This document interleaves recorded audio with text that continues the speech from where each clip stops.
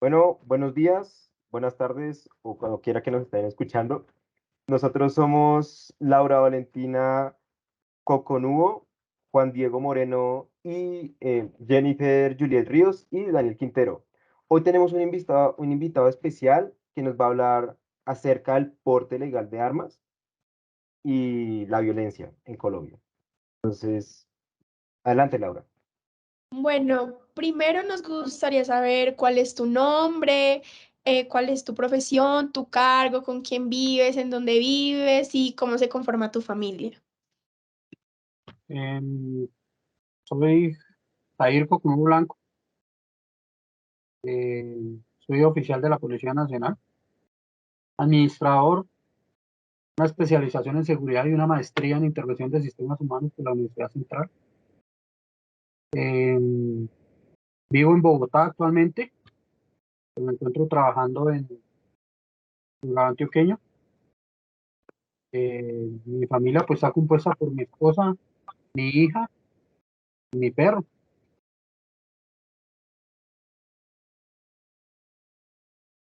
¿Cuál es el cargo que tienes en la policía actualmente? Me está desempeñando como comandante de un distrito en el departamento de policía. ¿Y cuál es tu rango? Mi rango mayor de la policía. Ok, gracias. Bueno, la primera pregunta que te tenemos es, ¿por qué decidiste ingresar a la institución de la policía? ¿Cómo fue tu proceso y cuál ha sido tu experiencia y tu trayectoria durante, pues, tu profesión? Bueno, yo tengo una trayectoria más o menos de 25 años. Antes de entrar a la Policía Nacional, yo entré al ejército. Estuve un año más o menos en el ejército. Pero desde que empecé a decidir qué quería hacer con mi vida, algo claro que quería era pertenecer a alguna de las Fuerzas Armadas de tiene Colombia. Colombia tiene 4 Fuerzas Armadas como tal. 3 que son militares, como la Fuerza Aérea de la Armada Nacional y el Ejército, y una que es militar con naturaleza civil, que es la Policía Nacional. Em, Creo que lo que más me motivaba de poder ingresar a alguna de las Fuerzas Armadas era el servirle a la gente como tal. Después de estar en el ejército, ingresé pues a la Policía Nacional. Estaba eh, siendo primer semestre de Ingeniería de Sistemas, después de haber prestado servicio militar y empecé a hacer toda la documentación para poder ingresar a la institución. Me sirvió que había estado ya en el ejército y que tenía mucho conocimiento, sobre todo en el tema de la vida militar y el manejo de armas para poder ingresar a la institución de la policía. Nos gustaría es que nos cuentes un poquito más sobre ti, cómo de tu vida un poquito personal, cómo te ves y que te describas un poquito. Pues, como les dije, soy una persona que me gusta mucho el tema del servicio. Yo creo que para entrar a unas instituciones castrenses, la que sea en, en Colombia, uno debe tener claro el tema de la vocación. La vocación es aquello que nos hace a nosotros felices en lo que hacemos. Nosotros nos sentimos felices con lo que hacemos. Cada vez más vamos creando una vocación más fuerte para esto. Y esto es lo que necesita uno para poder estar en la policía. Y creo que es uno de los valores que me puede estar definiendo a mí, porque uno tiene que estar dispuesto a dar la vida por alguien que no conoce. Tiene que estar dispuesto a estar una fecha especial. Les coloco de ejemplo un 24 de diciembre, un 31 de diciembre, mientras todo el mundo está descansando, celebrando con sus familias. Una persona que está en alguna de las instituciones, pues está en la calle, cuidándolo, eh, asegurando que estas fiestas se lleven en paz, de que no hayan problemas sociales, de que puedan disfrutar tranquilamente mientras todas estas personas que integran las Fuerzas Armadas, especialmente la policía, ¿no? Porque la policía es la institución que se encarga de la seguridad y la confianza ciudadana. El resto de instituciones pues tienen una misionalidad muy precisa, como es el ejército con el tema de la soberanía y la ruralidad, como es la armada con el tema de las aguas y los mares y los ríos, y la fuerza aérea con el espacio aéreo. Pero la policía es la que tiene contacto constante y permanente con el ciudadano. Entonces, si uno no está dispuesto a sacrificar estas celebraciones, si uno no está dispuesto a sacrificar muchos eventos importantes de la vida y de la familia, pues realmente uno no sirve para estar en una institución como esta. Y desde niño realmente eh, yo no crecí en una familia militar, digamos, o policial. Yo crecí en una familia que mi padre y mi madre son docentes, pero el docente también lleva en su sangre el tema del servicio, de cómo educar al niño, de cómo educar al joven, de cómo educar al adulto. Y ellos también de vez en cuando tienen que hacer ciertos sacrificios, que son sacrificios que realmente yo creo que fueron pasando generación tras generación. Y, y, y en la institución como tal, pues nos fuimos formando. Nosotros o yo tengo familiares que en la policía, tengo tíos, tengo primos que al ver que nos iba yendo bien en la institución, pues se fueron entusiasmando con este tema y fueron ingresando. Tengo primos en el ejército también, pero realmente es una institución que lo lleva mucho a uno a que esos valores que le inculcan a uno los padres desde la casa, uno realmente pueda eh, enseñárselos al resto, al resto de gente. Esto no está para las personas que pronto no quieren colocar un poquito de sacrificio en sus vidas. Yo creo que una persona que pasa por la institución no le queda grande ningún tipo de trabajo después, porque trabaja uno mínimo 18, 19 horas al día. Hay momentos en que duerme uno solo 4 horas del día y puede llegar uno a durar así un mes completo, 2 meses completos, sin poderle dar un minuto, un segundo de tiempo a la familia. Hay trabajos dentro de los roles que tiene la institución, hay trabajos que realmente uno puede llegar a estar trabajando 3 meses seguidos, con disponibilidad 24 horas al día, y a los 3 meses, un día, por ejemplo, poder estar con la familia. Y ese día es especial. Es necesario que, que uno aprenda a, a darle, digámoslo así, un contexto, un espacio a la familia durante todo ese tema del trabajo, para que la familia tampoco se sienta de algún momento u otro abandonada y ellos entiendan realmente cuál es el trabajo de uno. No todos los trabajos son así en Colombia. A veces uno se pone a ver trabajos que realmente manejan un horario de oficina, entran a las 8 de la mañana, salen a las 12 del día, van con sus 2 horas de almuerzo, entran a las 2 de la tarde, salen a las 5 de la tarde y se van para la casa. Nosotros entramos a las 5 de la mañana y llegamos a la 1 o 2 de la mañana normalmente cuando tenemos un trabajo continuo. Y sobre todo ese policía que ustedes ven en la calle, es el policía de vigilancia, es un policía que hace turnos de 8 horas, medio descansa 4 horas y después vuelve en otro turno de 8 horas para poder hacer el trabajo como tal. Pero sí necesita primero un sacrificio, uno como persona que tenga unos valores pues bien formados y segundo que sepa que son 20 años de servicio, 24 horas, bueno, ahorita 25 años de servicio, 24 horas, para poder salir uno a disfrutar de pronto una asignación de retiro, no es una pensión. Nosotros disfrutamos de una asignación de retiro a los 25 años y ya podemos empezar a trabajar en la vida privada.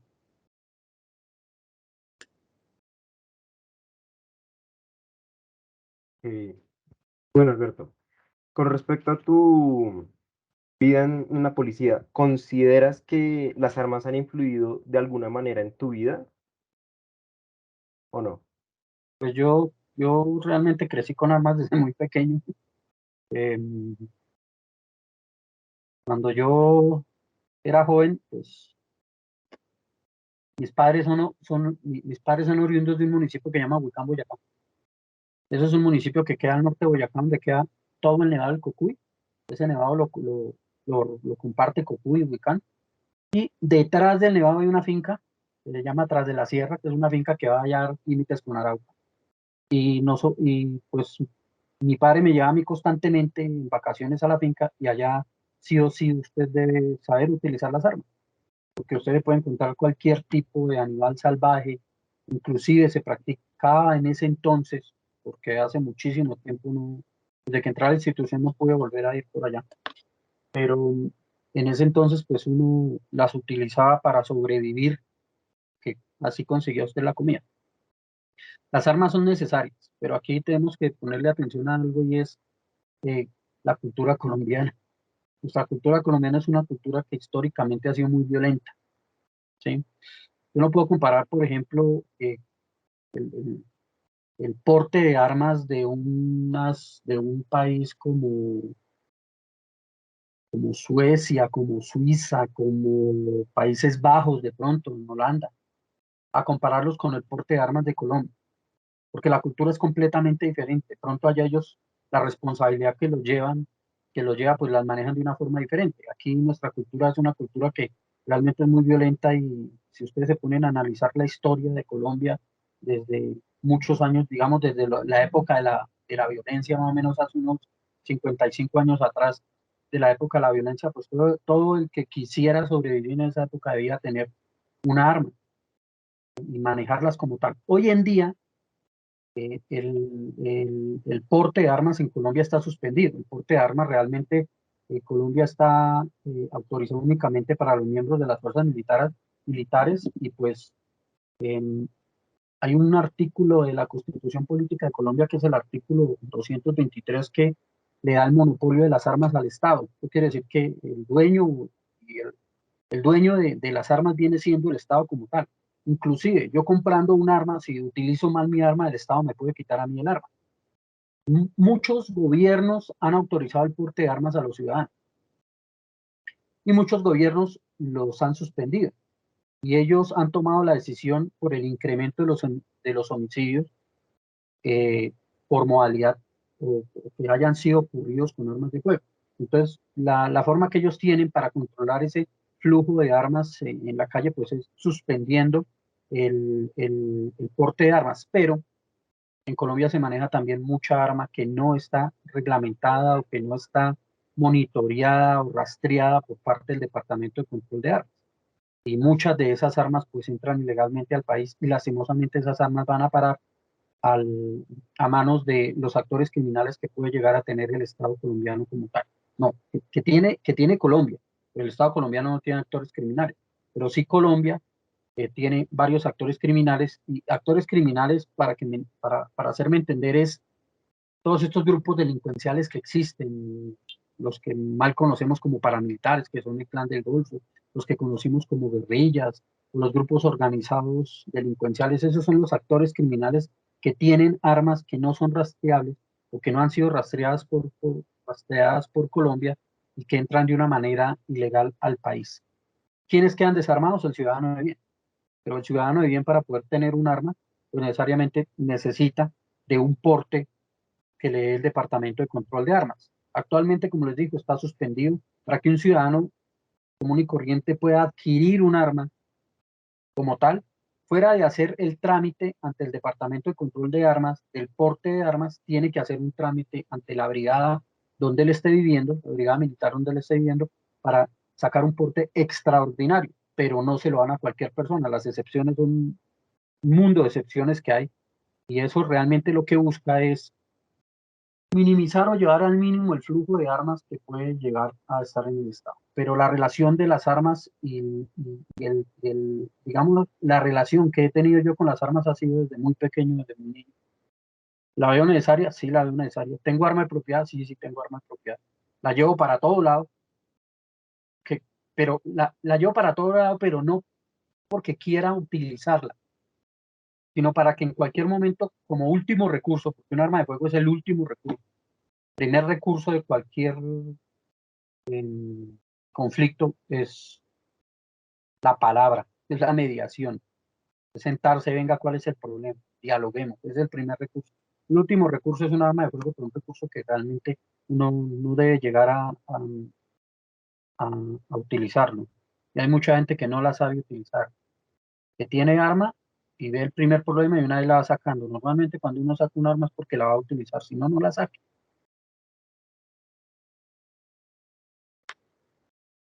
Otra pregunta. ¿Consideras que tiene que haber una capacitación para utilizar las armas Sí. o no? Si nos dan capacitación para manejar un carro, si nosotros vamos a manejar un carro y nos hacen hacer un curso teórico, práctico, para poder conducir, ¿por qué no debemos hacer un curso para poder manejar un arma? Eh, hay un decálogo, que es el decálogo para la utilización de armas de fuego, que pues, es lo primero que nosotros aprendemos en la vida policial y en la vida militar, para poder manejar un arma. Y eso también se lo hacen saber a la persona que compra el arma, pero si esa persona realmente va a adquirir un arma, esa persona debe estar con todo el conocimiento de en qué momento debe utilizar el arma y en qué momento no debe utilizar. Pero sí debe dar un curso, debe dar una capacitación, y no una capacitación corta, no una capacitación que sea una capacitación virtual, digamos. Debe ser una capacitación práctica, debe ser una capacitación que se maneje mucho el tema de casuística, debe ser una capacitación donde le hagan saber realmente a la persona qué pasa en el momento que usted utiliza el arma. Usted en el momento que utiliza un arma y obtura el disparador, al segundo puede haber una persona herida, puede haber una persona muerta, puede haber un daño físico en alguna infraestructura, en algún vehículo, puede morir un anciano, puede morir un adulto, puede morir un niño, cualquier persona, porque uno no tiene el control de lo que sale de la boca de fuego. No tiene el control del disparo, del disparar, de obturar, pero uno no tiene el control de lo que va de la boca de fuego hacia adelante, y no sabe dónde va a parar el disparo. Muchos de esas personas que vemos nosotros focosamente disparando al aire, ellos no saben dónde va a caer esa ojiva. Esa ojiva puede caer por un techo y caerle encima a un niño que esté durmiendo en una cuna. Entonces sí se necesita una capacitación y una capacitación muy exhaustiva y muy responsable. Y debe ser auditada y evaluada, porque lastimosamente en Colombia tenemos una costumbre y se llama la costumbre del facilismo, ¿no? La cultura del atajo. Desde pequeños nos criaron a hacer la cultura del atajo. Voy a pagar un recibo y veo y la cola del banco está grandísima, pero de segundo está un amigo mío, entonces voy y le digo, hágame un favor, págame el recibo. Entonces esa cultura del atajo nos lleva a nosotros a que todo lo veamos fácil y vamos a buscarle la trampa a la capacitación. La capacitación debe ser auditada.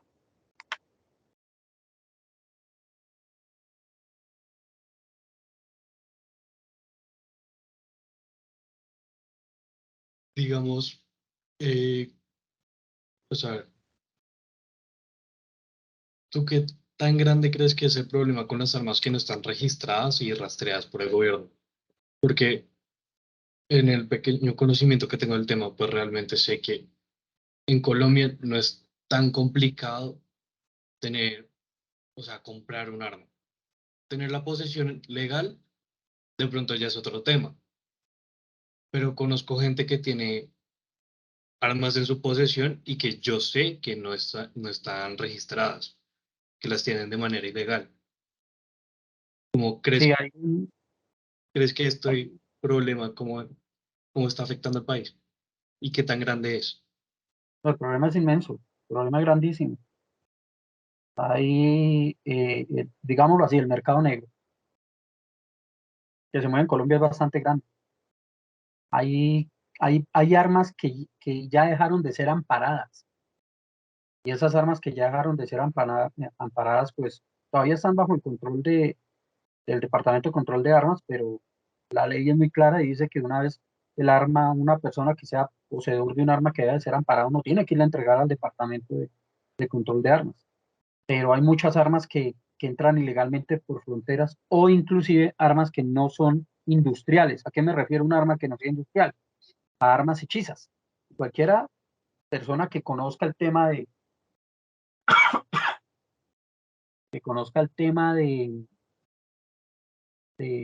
trabajar metales, perfectamente puede hacer un arma y la puede hacer idéntica a un arma original. La puede hacer idéntica a un arma original y son armas que nunca van a ser rastreadas. Una época trabajé yo en Cali, era comandante del cuerpo élite antiterrorista de Cali. Y trabajábamos mucho en una comuna que era la comuna de Agua Blanca. Allá encontraba uno armas no industriales por montones, inclusive a menores de edad que empezaban a entrar a los grupos delincuenciales de las comunas o que entraban a las pandillas. Usted perfectamente los podía encontrar nosotros le llamábamos a esas armas hachas o changones. Changones doble cañón, hagan de cuenta ustedes una escopeta chiquitica, pero con 2 cañones. Lanzaba proyectiles de 9 milímetros y disparaban al mismo tiempo dos disparos. Entonces eso era impresionante, que se cogían semanalmente, podía uno estar incautando 3 a 4 armas a la gente allá. Lo otro son las armas que entran por frontera, que son industriales, que son armas legales, de fábrica, pero que no son reguladas por el Departamento de Control de Armas.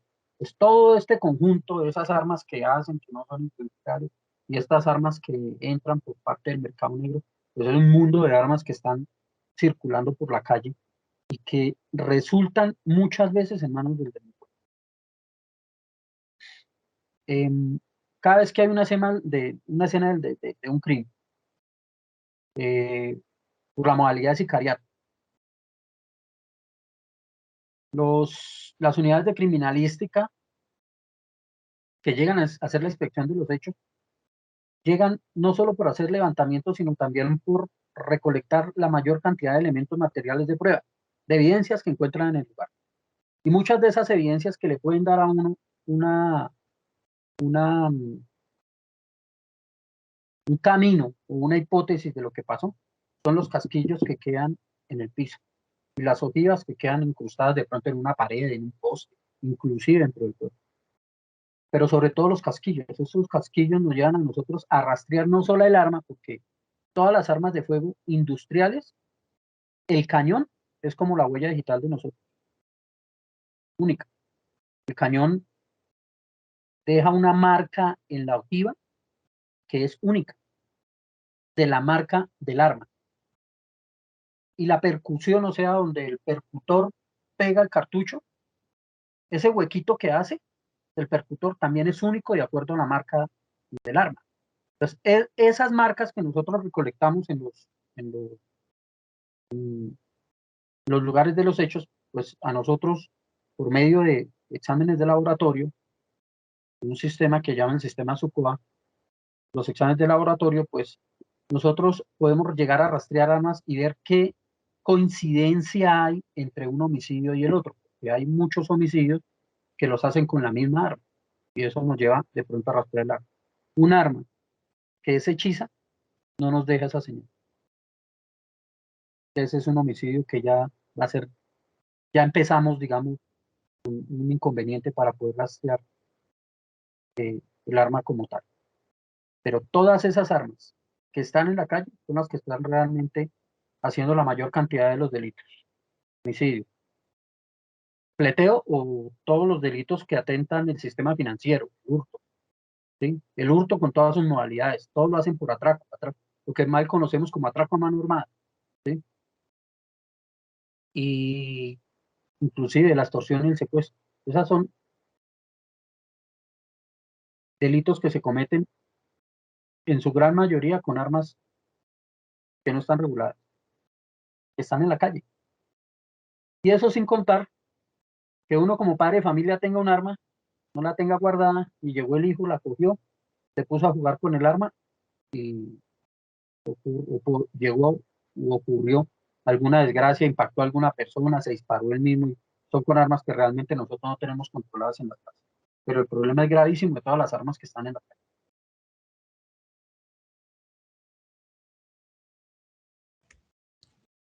Hace un momento nos comentabas de que no podemos comparar la cultura colombiana con la cultura de otros países que han legalizado el porte legal de armas. Entonces, relacionado un poco a eso, la siguiente pregunta sería como, ¿cuál ha sido tu experiencia con la violencia en Colombia? Pues cuando yo entré, cuando yo tomé la decisión de ingresar a la vida militar, a la vida castrense, vamos más o menos por el año 1996. 2 años antes, más o menos en el 94, finales del 94, exactamente diciembre del 94, diciembre del 94. Fue la última vez que yo fui a visitar la finca que les conté. En esa época, en esa zona, era muy fuerte el Ejército de Liberación Nacional, el ELN. Todavía hace presencia, pero en esa época la guerrilla tenía muy controlada Colombia.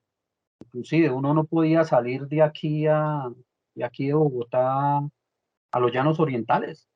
Lo paraban sobre la vía y le quitaban el carro, que es tan milagrosa, y era un problema. Uno, por ejemplo, no podía ir a visitar el pueblo de uno porque en lugar de los fuegos artificiales del 31 de diciembre era la toma guerrillera. Esos eran los fuegos artificiales en esa época. En muchos pueblos de Colombia pasaba eso.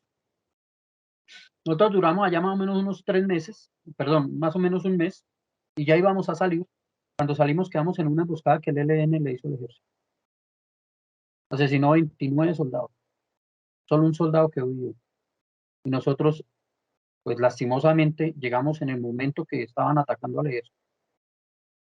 Y nos tocó, pues, como escondernos para que no nos hicieran nada. Ahí empezó mi vida con la violencia.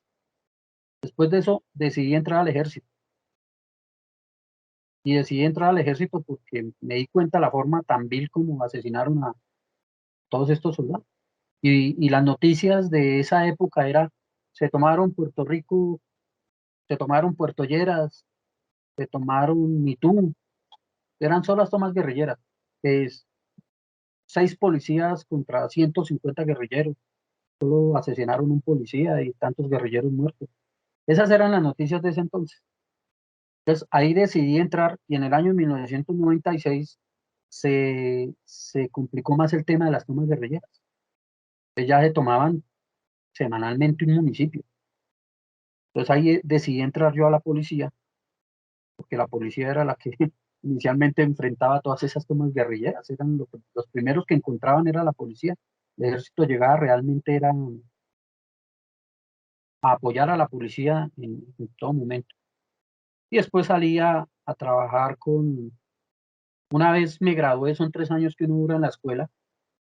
Una vez yo me gradué de la escuela, salí a trabajar aquí a Bogotá y después fui a hacer curso a una especialidad que es la especialidad de carabineros y empecé a trabajar en los escuadrones móviles de carabineros, que son que eran lo que eran anteriormente las contraguerrillas. Empecé a trabajar con contraguerrillas más o menos 7 años y ahí pues tuve varias situaciones especiales en diferentes zonas del país donde estuve en enfrentamientos con guerrillas, tomas guerrilleras, apoyos a muchos de mis compañeros que se encontraban en tomas guerrilleras. Era un grupo de reacción que cada vez que había una toma me tocaba, yo era el que entraba a apoyar con ellos. Y después con toda esa experiencia en ese tema, pues empecé a trabajar el tema de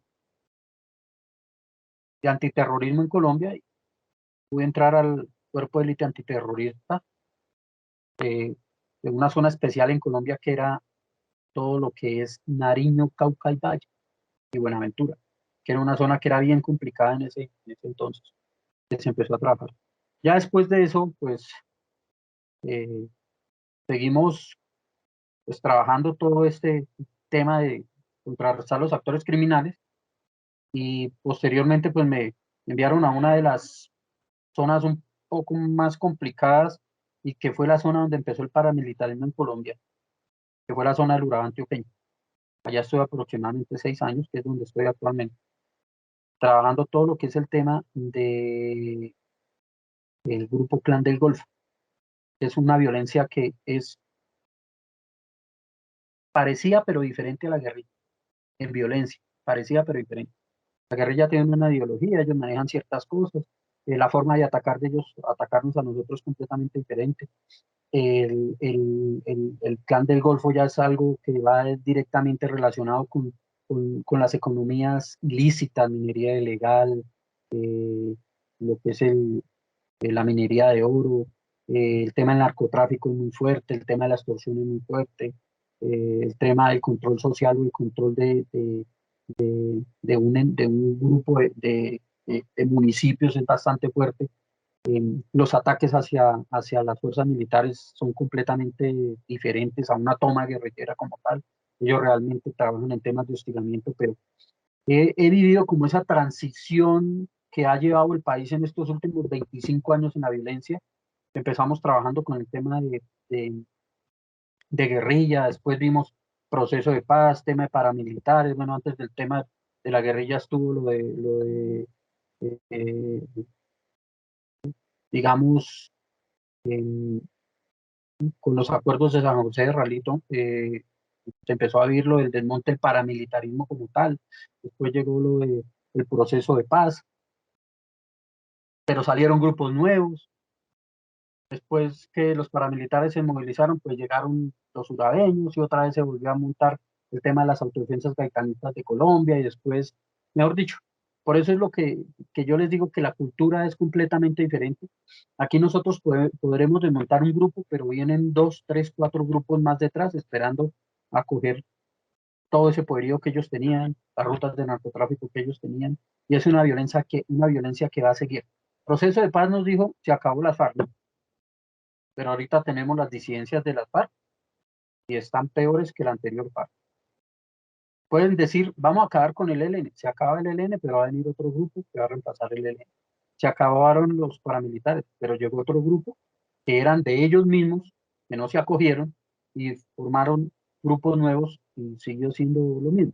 Es la cultura de Colombia y la historia colombiana, que esto, la violencia lleva muchos años, 55, 60 años, ¿no? La cultura de la violencia colombiana pues nos ha llevado a entender que este es un país violento, ¿sí? Pero no en la mayoría, que hay muchos colombianos que somos colombianos de bien y que somos los que sacamos adelante a Colombia, ¿sí? Ellos son ese lunarcito negro que tenemos en nuestro país, pero hay muchos ciudadanos que saca adelante a Colombia y que realmente lleva a Colombia a que viva una situación completamente diferente.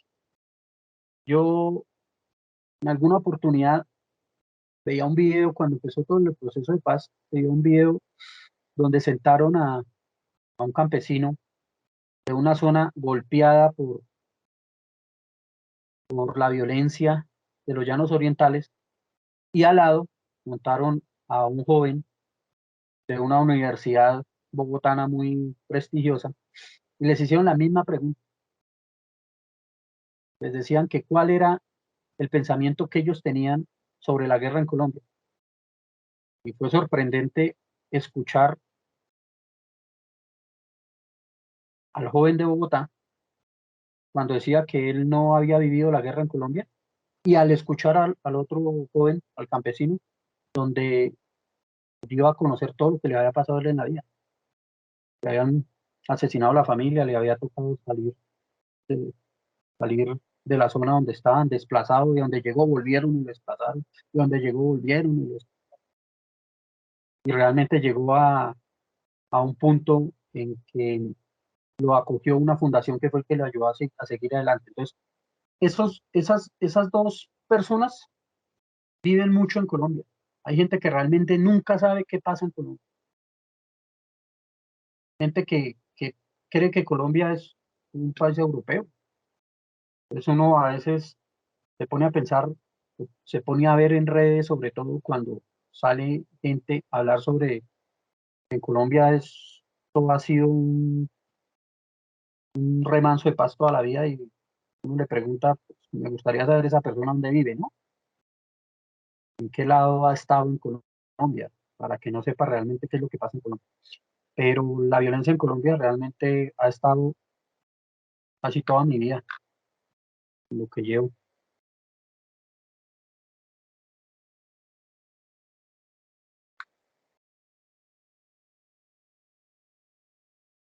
Bueno, entonces yo creo que, pues para concluir como que ya un poquito, pues en general, ¿cuál es tu opinión frente al porte legal de armas? Como que tú crees que cualquier persona en Colombia pues debería tener un arma o cómo debería ser el proceso o qué consideras más que todo. Yo entiendo al país cuando hace la suspensión de armas, la decisión que puede llegar a tomar un mandatario para tener esas armas no circulando en el país, pero las armas en Colombia son necesarias. El ciudadano de bien necesita algo para poderse defender, pero sí es clave, y como lo decía Daniel Ignacio, es necesario que esta persona que va a tener un arma tenga una capacitación muy profunda para que sepa en qué momento utilizarla. Le están quitando las armas al ciudadano de bien y el delincuente, todo el delincuente, todos los delincuentes están armados. Entonces aquí hay algo en la balanza que no concuerda.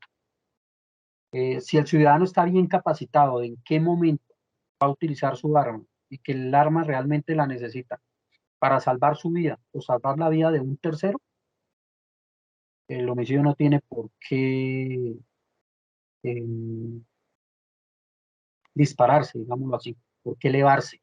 La estadística no tiene por qué elevarse. Pero sí es necesario que o le quitan las armas a todos, que todo Colombia esté desarmado, que hagan control exhaustivo en las fronteras para que no ingresen armas, que hagan control exhaustivo en las armerías para que no fabriquen armas y armas hechizas, o eh, dejan que el ciudadano de bien realmente tenga con qué defenderse. A mí me sale, a mí me sale una persona a atracarme con un arma, yo veo que ese delincuente me va a disparar. Si yo llevo mi arma, tengo que usarla.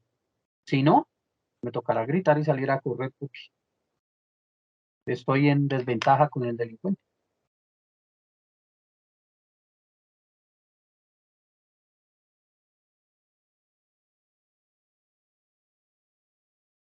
Digamos, con respecto, o sea, a ver, con lo que tú dices, pues sí, o sea, los delincuentes realmente pues tienen la ventaja porque ellos pues obtienen las armas. Pero yo siento que también hay muchas personas que pues con la restricción, con la suspensión que está del porte de armas, pues van a buscar otra manera de pronto obtener un arma, así no sea más legal, porque hay muchas personas que no se sienten seguros pues en su país, que aunque sí hay presencia pues de policía y esto, lamentablemente por algunos policías pues las personas no se sienten seguras. Específicamente yo estoy hablando de policías de tránsito que pues lo primero que hacen es pedirte una plata para que no te pongan una multa. O hay policías que llegan y te requisan en la calle y hacen lo mismo. Yo siento que las personas buscan armas de otra manera y que pues como tú dices no van a estar capacitadas. Entonces, ¿tú crees que realmente si se regula mejor ese problema, las personas van a buscar tener, como si se regula el porte de armas, las personas van a buscar tener hacer todo ese proceso o buscarlas de una manera más fácil y legalmente? Tenemos un ejemplo claro, que se llaman las armas traumáticas. Cuando empezó este tema de la necesidad del ciudadano de defenderse y de la prohibición de armas, de acuerdo a la regulación actual que tiene Colombia, es muy fuerte. Entonces empezaron a salir las famosas armas traumáticas, ¿sí? La gente empezó a comprar armas traumáticas por montones. Todo el mundo quería tener un arma traumática. Primero porque era igualita a un arma de fuego. Segundo porque el sonido de detonación es igual a un arma de fuego. Utiliza polvo. Lo único es que no bota un proyectil, sino bota una pelota de goma, pequeñita. Pero hasta allá llegó el ingenio de Colombia, que muchas personas transformaron estas armas para que sirvieran como armas de fuego. Transformaron el cartucho, transformaron el percutor, el sistema de disparo, y se convirtieron en armas de fuego. ¿Qué llevó al país? A regular las armas traumáticas. Hoy en día, usted para tener un arma traumática, tiene que hacer el mismo proceso de si quiere tener un arma de fuego. Y la registrar al Departamento de Control de Armas y allá le tienen que dar un permiso, es lo mismo. Entonces, lo van a regular, el colombiano va a buscar otra forma de conseguir armas. Esa es nuestra naturaleza. Así somos nosotros, lastimosamente. Nosotros somos unos genios. El colombiano es un genio, pero a veces utilizamos toda esa sabiduría en cosas negativas. ¿Se prohibieron las armas? Sacaron las traumáticas.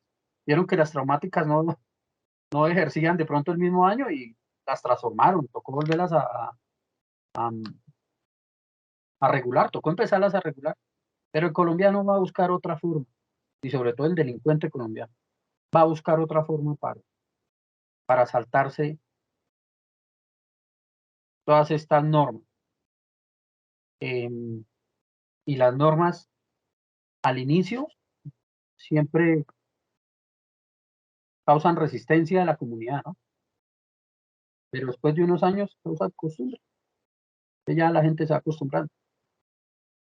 Pero sí, el ciudadano buscar la forma de cómo conseguir más armas, sean legales, sean ilegales. Y lo que les decía, la cultura del atajo. La cultura del atajo nos lleva a nosotros a conseguir las cosas de una forma más fácil, ¿sí? Más fácil.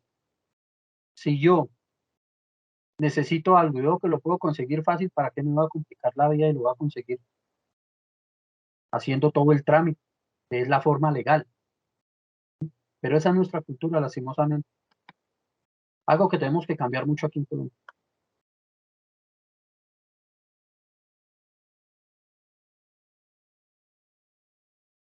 ¿Cuál crees que sería como la mejor propuesta para regular el uso de las armas en caso tal como que se legalice todo eso?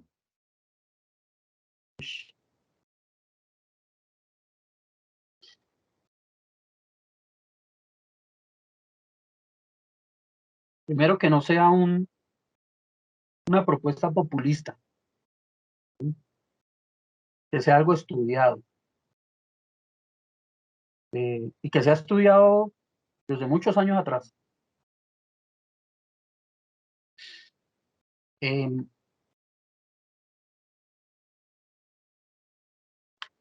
pues, sinceramente, la pregunta está complicada. Porque yo le puedo decir en ese momento, dele armas a todo el que las quiera, pero no todos van a estar capacitados o pueden llegar a tener la suficiente madurez mental de saber en qué momento utilizarlo. ¿Sí? Segundo, yo les puedo llegar a decir, ¿no? Que coloquen todas las trabas posibles y todas las normas posibles para que realmente la persona que quiera tener un arma, para conseguirlo sea difícil y que sepa realmente qué es lo que le cuesta tener un arma. Pero la cultura nos va a llevar a conseguir armas ilegales. Capacitación a todos los colombianos sobre el tema del manejo de armas. Entonces vamos a armar a todo Colombia. Entonces vamos a tener más armas de las debidas en el en el país. Y para eso hay un ejemplo, el pico y placa en Bogotá.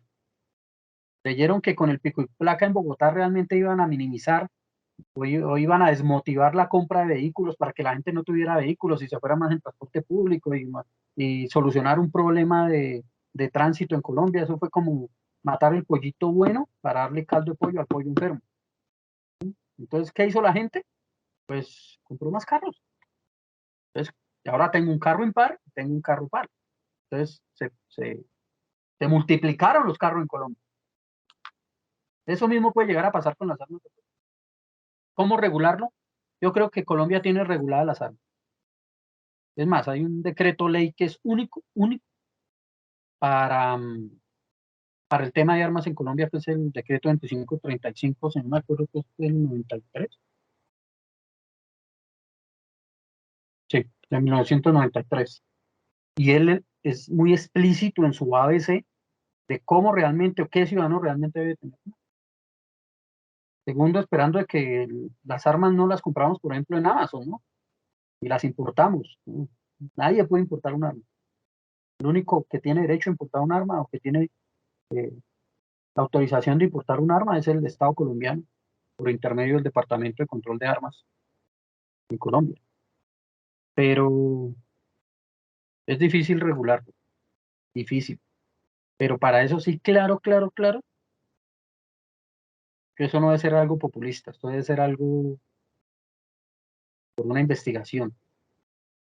Y es más, una universidad perfectamente puede hacer una investigación de los 50 años de la violencia en Colombia y el uso de las armas de fuego durante esos 50 años y yo sé que pueden llegar a tener algún tipo de, de respuesta a cuál debería ser la ley y cuáles deberían ser los trámites para que la gente realmente eh, pueda llegar a tener o se regule el porte de armas en Colombia. Como les digo, los gobiernos han sido cada 4 años. Claro, si no repite el presidente, cada 4 años, cada presidente llega con una idea diferente. Puede llegar un presidente que llegue y diga, no, autoricen otra vez el porte de armas a Colombia, a todos los ciudadanos, porque nosotros tenemos varios permisos, ¿no? Es el porte de armas, es el que yo tengo, llevo mi arma en todo momento conmigo y estoy autorizado. La tenencia de armas, que es el yo tener un arma, pero no la puedo transportar, sino la debo tener en mi casa, tenencia, ¿sí? Para proteger a mi familia y a mi hogar, la tengo en mi casa. Estos son dos permisos completamente diferentes. Entonces, sí es bueno que hagan un estudio muy juicioso sobre el tema.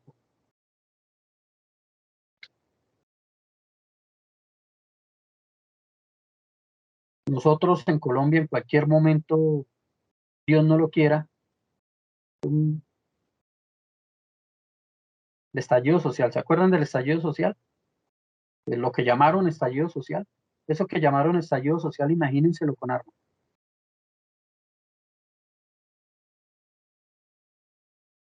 Sería complicado.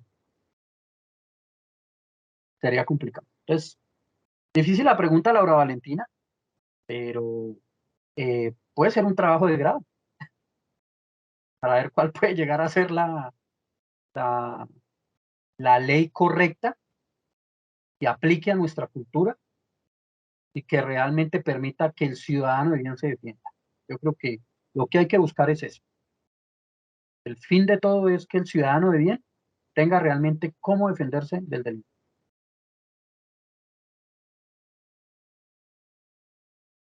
Yo creo que tengo una pregunta para aclarar un poquito, pues porque yo siento que la palabra ciudadano de bien, pues hay gente que la puede tergiversar, no, bueno, ¿cómo se dice la palabra? No sé, eh, Tergiversar.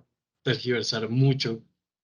Y pues, o sea, siento que también es un concepto muy abierto, pues como que todos tenemos una concepción diferente. Para ti, ¿qué es un ciudadano de bien?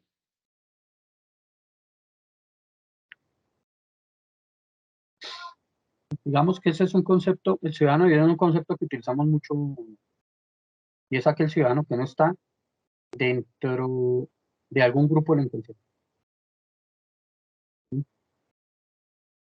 Un ciudadano de bien es una persona como nosotros. Sin importar la carrera que tenga, sin importar el trabajo que tenga, pero que realmente lo que busca es la convivencia ciudadana, ¿sí? Convivir en paz. ¿Sí? Entonces, ese es un concepto que utilizamos nosotros mucho, pero es para referirnos a las personas que no son delincuentes. Delincuente puede ser un ciudadano de bien.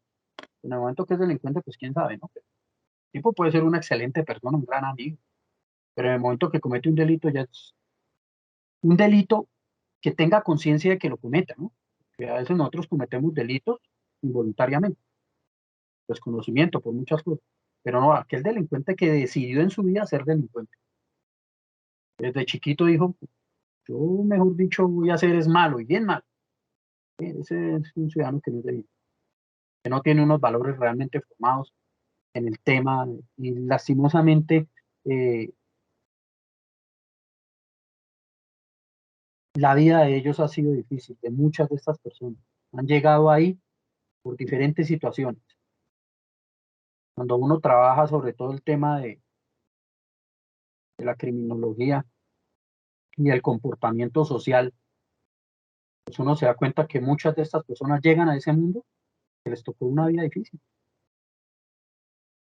porque les tocó una vida que los llevó y los empujó a ser así para poder subsistir. Entonces, sí era buena la aclaración. Por ejemplo, yo estaba pensando mientras nos comentabas anteriormente tus respuestas a nuestras preguntas, de cómo tú como policía te sentirías si se eliminara el permiso especial para el porte de armas. O sea, ¿te sentirías inseguro de que muchas personas tengan acceso a armas Como policía, como policía?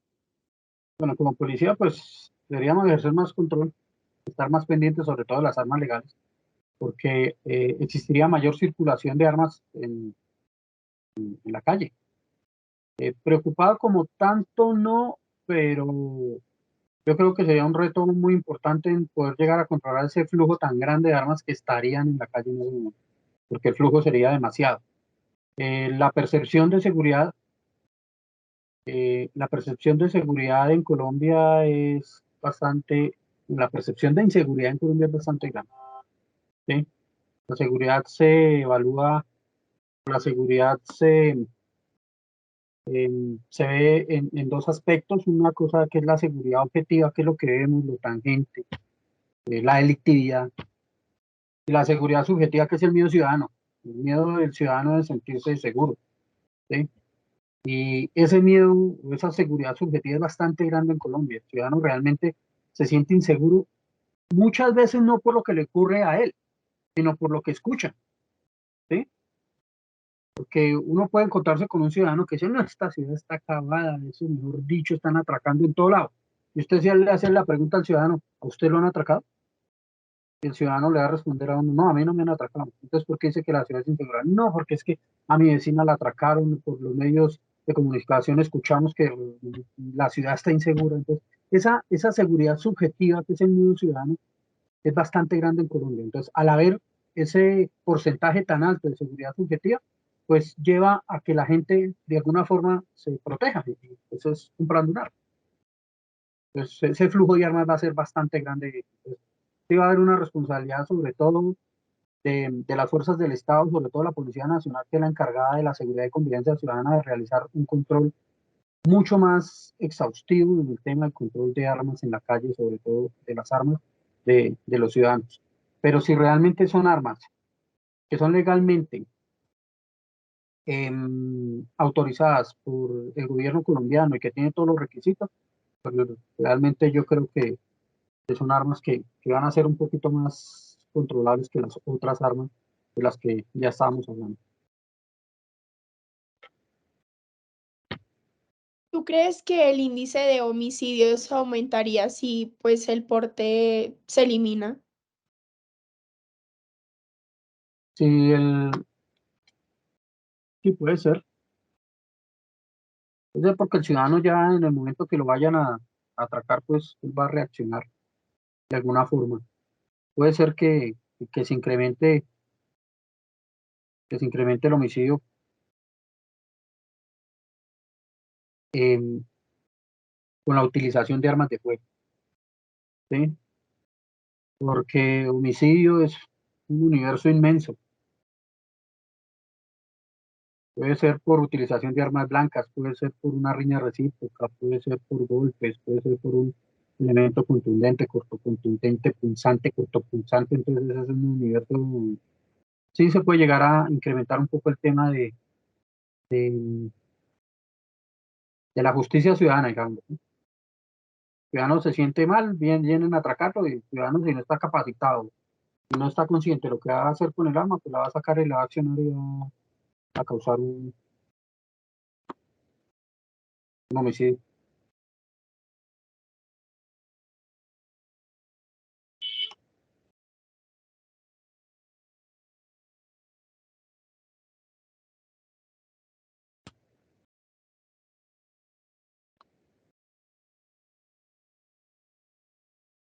O sea, para resumir un poco todo lo que has dicho, tu posición está más hacia estar a favor de que el acceso a las armas sea más fácil. No más fácil, que sea autorizado, Ok. ¿sí? Actualmente, pues, no está autorizado el porte de armas en Colombia. Mi posición es que se autorice, ya sea el porte o ya sea la tenencia, cualquiera de las dos, ¿sí?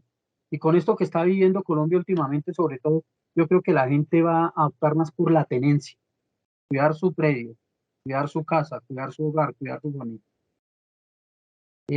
Pero sí se debería autorizar. Esa es mi posición, ¿no? Mi posición personal, ¿no? Esto y todo lo de la entrevista no es posición institucional, ¿no? Es una posición muy personal de, de, de qué debería hacer. Si yo tengo un arma, me siento más seguro.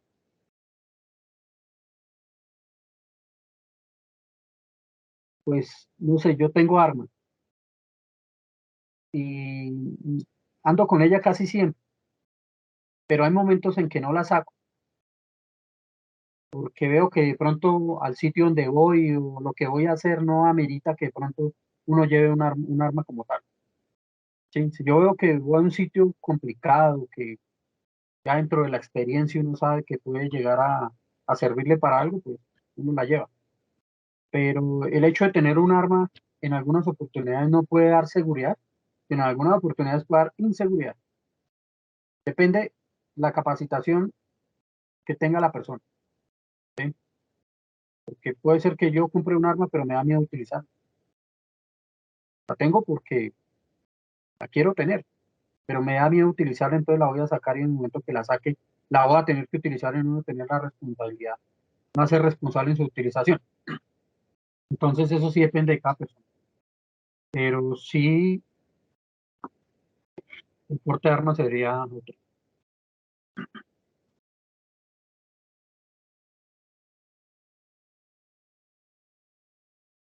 Bueno, Jair, muchas gracias. Fue una entrevista muy educativa para todos nosotros. Y eso sería todo. Mil gracias por tu tiempo. No, gracias a ustedes. Hasta Listo. luego. Hasta luego. Hasta luego. Gracias. Chao.